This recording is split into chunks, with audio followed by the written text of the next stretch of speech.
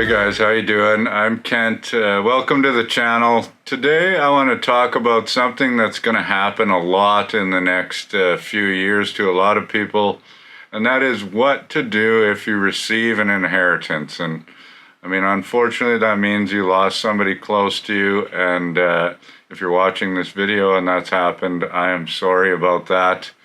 Generally, when you're going through that process, you're going to know roughly how much money you're going to get as it's going through probate. You'll understand what taxes are going to owe, and then you'll have an idea of what's going to come to you at the end of the day. And this is very hard for me to do a video on because everybody is way different, and this is going to mean a lot of different things depending on, you know, how much money there is there, how much money you already have, where you are in your life. So I can't really give you tips as to what to do in any generic situation if you receive an inheritance. But what I want to talk about today is sort of how I would think about it if it was me that got it, or if it's you that got it, and maybe some questions that you should ask yourself before you start moving forward with this new potentially life-changing lump sum of money. Really quickly, there are two things that I would do regardless if you haven't done them already.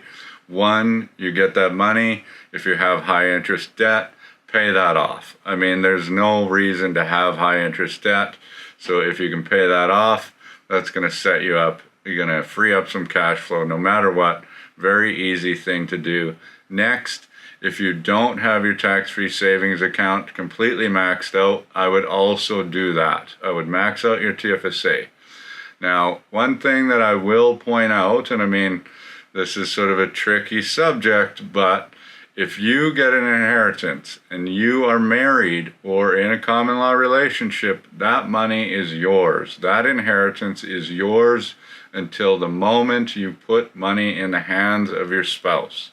So you can, and it is a good idea to obviously pay off your spouse's high interest debt if they have some, and top up their TFSA.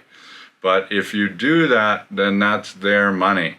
That's no longer your inheritance. That's combined assets. Same thing as if you're like, let's go buy this giant house.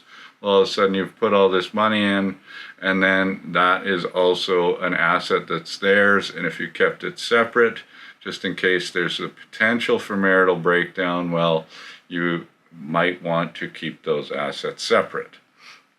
That's obviously a personal thing. Now, the rest of this is a personal thing, so this is kind of the same way that I would talk to somebody if I ever met somebody that won the lottery, or what I would do if I won the lottery, is what I would sit down and I would maybe take some time to think to myself, you know, what is it that I really want in this life? What is my relationship with money? And what do I want this to do for me? And that could mean a whole different number of things for every single person that receives an inheritance. Some people, this might be a smaller amount, just give you a leg up, make it way easier for you to buy that first home, or, you know, upgrade your house, or, you know, save a lump sum for retirement that's going to set you up for the future, which I just got a new, 29-year-old client, got a small inheritance from her grandmother. Basically, this really helped set her up for her future retirement. So I would start to think about those things. And, I know it's going to be a lot of boomers that are going to be getting lump sum inheritances from their parents. Generally, it'll probably be just the value of the house, maybe a little bit more in assets. But in a lot of cases, boomers aren't going to need this money. It's not going to change your life at all. You've already got your retirement plan set up. So one thing that you might want to consider is, basically giving a pre-inheritance to your children, the grandchildren, and gifting some of that money down as long as your retirement plan is still set. So, don't ruin your retirement by, making the assumption that you can gift this all away because you might actually need it. But at the same time, if you can give some away, it's not a terrible idea. It's just an easy way to, give your kids sort of a leg up, because as the generations get younger and younger, this is getting harder financially for everyone, unless they're, getting a little bit of a leg up from their parents and grandparents. So if you don't know my story, and I've talked about this a few times, is we got a little bit of an inheritance when my grandfather passed away. And that was basically the main reason that I was able to start this company, because it gave me a little bit of flexibility to know that we could pay the bills in the beginning when I wasn't going to be making any money. So for me, that was the investment that I made with that money. As I said, this is going to allow me to start a business. So what I would do is first just come up with your goals in your head, write them down, think about them, know what they are, and then the next step that I would do is probably go out and hire a fee-for-service financial planner to talk about those goals and see if they actually work, because maybe you just want to work less, or work part-time, or retire earlier, or you could make the mistake of going and talking to a mortgage broker right away that is like, well, I can get you into this $2.5 million house, not knowing that that's going to completely derail everything else that you're going to do in the rest of your life.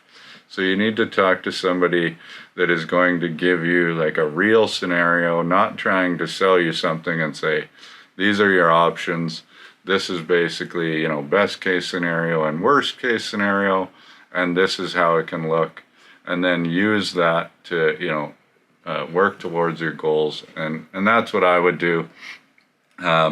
Obviously, if you've watched this video and you're like, oh, that makes a little bit of sense, Kent is awesome and he's super hilarious or whatever, then you can, if you want, come to us and we will happily do a fee-for-service plan for you. Maybe that's the beginning. Maybe later you're like, I want an actual financial planner forever. But I would personally start with a fee-for-service plan in your case and say, I'm going to pay for an unbiased look at this and see if my ideas actually work, and then work with somebody to implement them. So reach out anytime if you'd like, info@k4financial.ca. If you got an inheritance, once again, I'm sorry about your loss, and hope you're doing well. Thanks for watching, and if you haven't already, please subscribe.